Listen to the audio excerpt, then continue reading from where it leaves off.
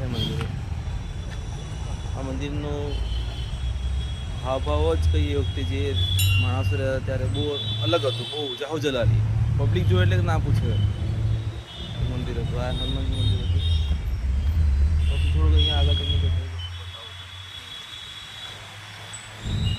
અહીં એક માતાજીનું ગરબાનું સ્થળ હતું, સ્થાન હતું.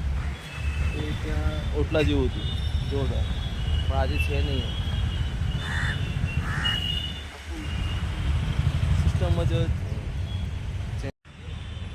દેખાય છે. પાછળ ચબૂતરો છે, ત્યાં મારું વિબાર કરીને ઘર હતું.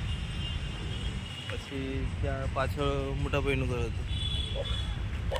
આ મંદિર છે.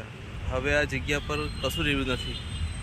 જો અગાઉના બિલ્ડિંગનો જે મારી જોડે વિડીયો હતો એડિટ કરીને હું બતાવીશ તમને. બહુ મોટી જગ્યા, બહુ મોટી જગ્યા. સાહેબ અહીં નવરાત્રિ થાય એટલે કે ના પૂછે એવી નવરાત્રિ. આ બધી ચારો કોર બિલ્ડિંગ હતી, ચારો કોર આ બિલ્ડિંગ હતી. આ કોર્ટ દેખાય ને ત્યાં બિલ્ડિંગ હતી, વચ્ચે ચબૂતરો. એટલે માહોલ જ કંઈક અલગ હતું.